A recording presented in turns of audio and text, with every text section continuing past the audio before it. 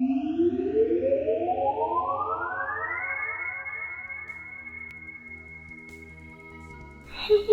I'm Catrice McLeod, and this is the first video in a series dedicated to world design. Well, more of an episode 0. We'll cover that in a bit. Right now, for all the game design, writing, 3D art, and so on I do, my specialization is actually as a world designer, first and foremost above all others. So, this particular series will be devoted to playing Goddess. Whatever. So, this is going to be based on a class I taught on world design last year, so I've kind of done this before. Anyway, before we get started, we need to ask a pair of very important questions. What the heck is world design in the first place, and why should you care to learn about it anyway? Well, let's start with the first. World design is basically anything that isn't the characters, the spoken lines, or what actually takes place in a story. It doesn't matter if it's a novel, a TV show, a movie, a video game, or whatever form of media you have.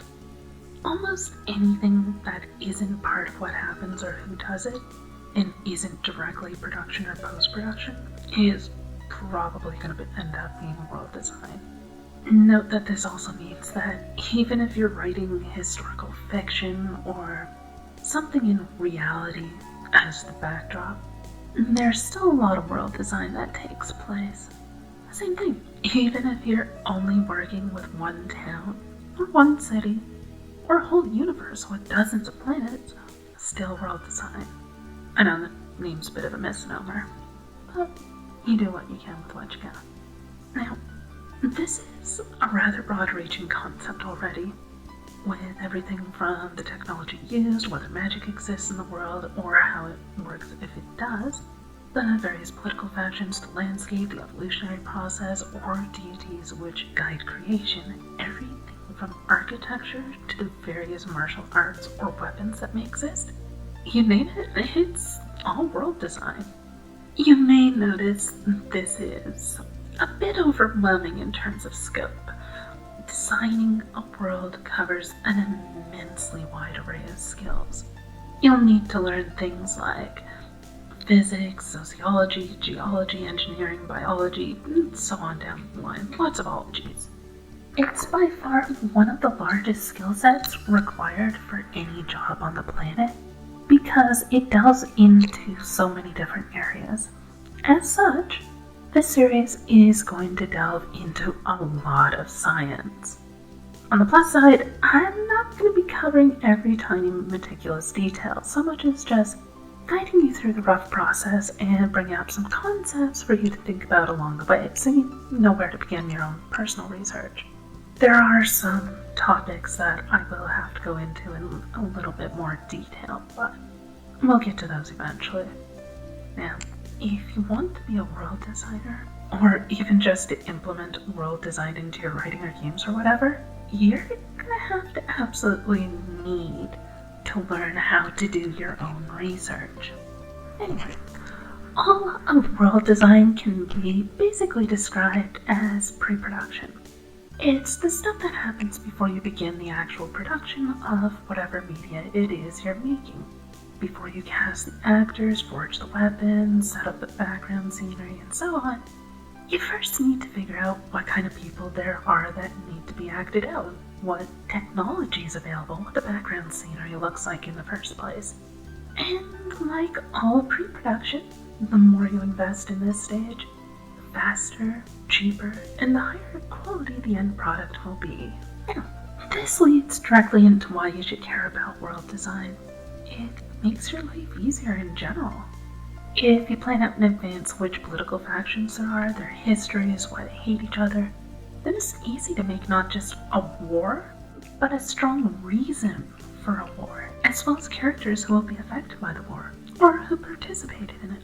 Like generals, politicians, diplomats, that kind of stuff, but also refugees and everything else that will happen surrounding the war. All of that will just fall into place once you figure out the things that lead up to a war. The same is true across the wide array of tasks needed to complete a story of any kind.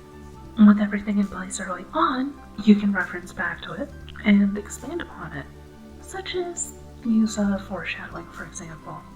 As, after all, you can't foreshadow something you don't know is going to happen later on, now can you?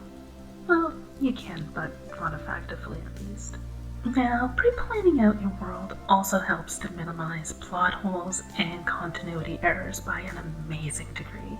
If you know everything that exists in advance, it's easy to make sure nothing randomly happens.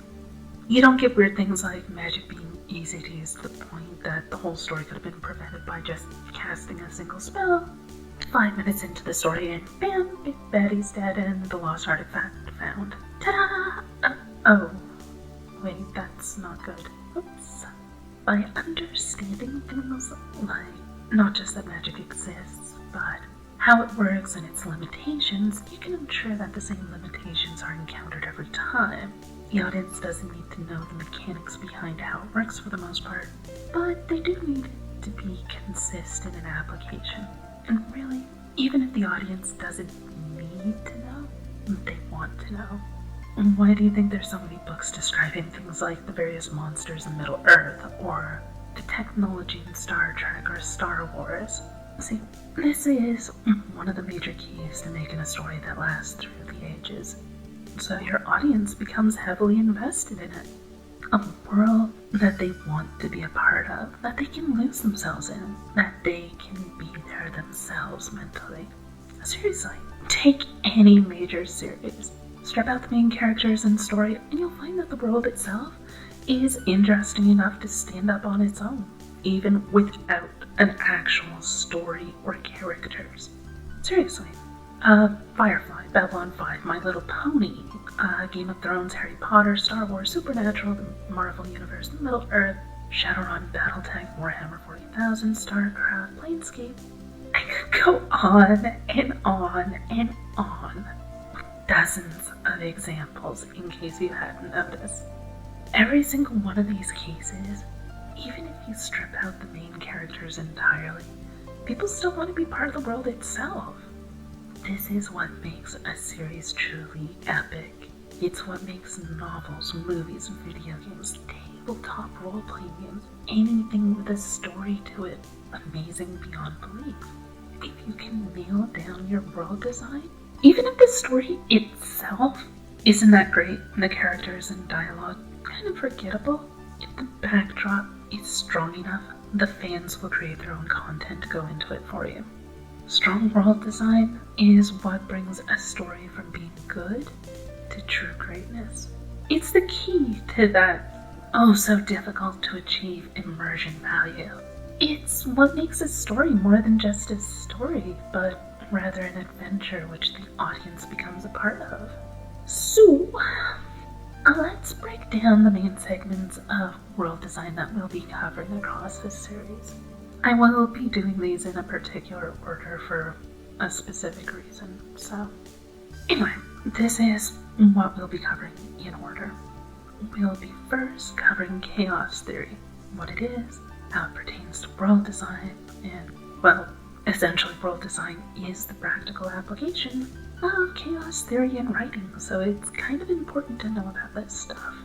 From there, we'll start at the most basic aspects of creating a world from scratch. These videos will be set up in such a way that if you follow along with each and complete the homework at the end of each of these videos, then at the end of the series, you'll have your very own fully formed and detailed world to use as a setting for your own stories. Anyway, so after chaos theory, we'll start with large-scale concepts such as planetary orbits, various types of stars, the effects of moons, different planetary types, and so on for how they apply to setting everything else up to happen after. World design basically works in layers. You start with the basic concepts, very broad strokes, yet finer detail over time. So, from there we'll move into things like the 6 forces of nature and fiction.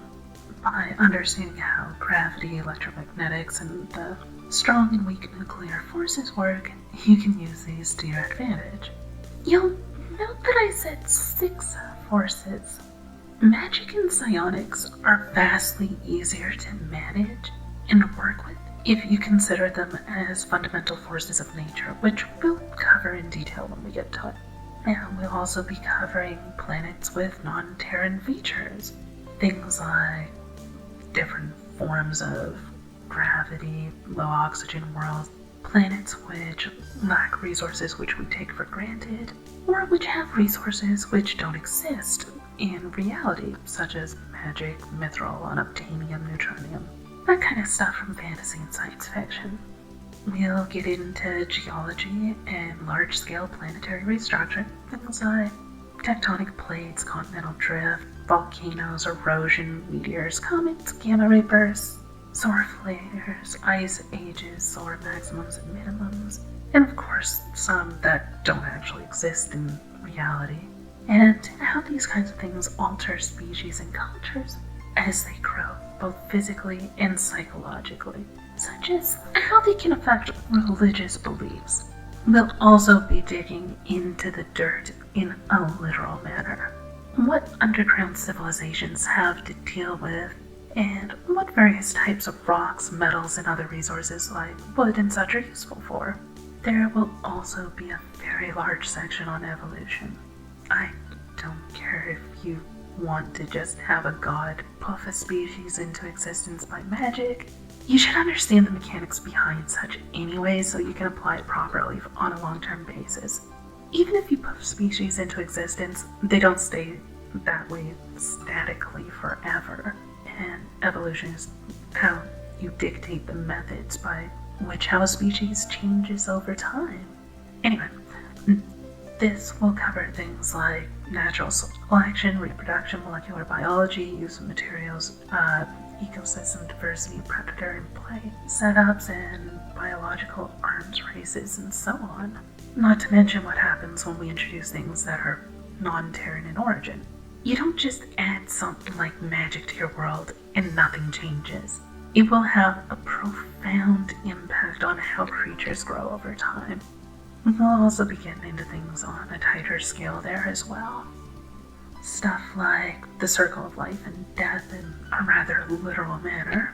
Everything from viruses to carrion feeders to predators, herd animals, and creatures we may not normally think of that don't neatly fall into categories such as plant and animal. I mentioned magic a couple of times, and magic will be a big deal as well. And a lot of effort will be spent on helping you to create a structured form of magic that can be used for plot points and character growth. How to set up your rules for magic, what the source of magic is, how it's focused, who can use magic, that kind of stuff. If you want to add magic, you don't just add magic. It's actually a very complex process, and one we'll be going over in intimate detail because it's something most writers don't really put a lot of thought into, and then it comes back to bite them in the butt later on, so we'll be making sure this doesn't occur to your world. Anyway, we'll also be covering technology, and not just the high-tech stuff, but also simple tools, the methods of powering your tools, the purpose of technology, how that tech is developed through necessity, and even that some forms of technology will not be developed at all sometimes, and that this can be a major part of the world. We'll also cover cultures, the belief system beyond just the stereotypical left and right political wings for religions, how differing perspectives on the same topic or same information can come about, what ends up being taboo topics, or becomes traditions, parabonding, children, marriage, that kind of stuff. Architecture is another big one we'll be covering. The cultural ideals of beauty, as well as math, play a big role in designing architecture. Different worlds won't just use the same stuff that we do on Earth. If you have giant crystallized mana formations, you're probably going to use those in your buildings, and to very specific effect. We'll get into politics as well, and not just politics as we see today, but the origins of political systems, how various formats like monarchies, theocracies, and meritocracies can be used, and so on. Of course, why politics even exists at all. religions, mythos, rituals, and observations, the origins of morality, the use of religions for population control and disagreements and interpretation and so on will all be covered as well. And once we've covered all of that, then we'll finally get into deity-built worlds. The thought process of a god or goddess or a pantheon, why they go on a planet at all, what effects having an actual deity has upon religions, as in especially a deity that makes themselves known blatantly on a daily basis where there's no argument that the god exists. What happens when multiple deities work together in tandem, or when they fight each other? Why they may use followers instead of just smacking each around directly. Anyway, that's the kind of stuff they'll be covering, and I'll stress it again that by the end of this, if you do your homework at the end of each of these videos, you will have your very own world capable of supporting an epic story, and which will practically create new character designs for you without having to hardly lift a finger. World design is an amazing tool, and one which isn't really used nearly enough, nor to the extent it should. So, well, I guess I'm going to work on trying to help fix that. So anyway, we'll be starting to discuss the details of world design rather than just this overview in future videos. Until then, blah blah, like, subscribe, support my Patreon, you know the drill. I say blah blah a lot at the end of these videos, don't I? Well, anyway, we'll be getting into the actual aspects of world design soon, so I'll see you next time.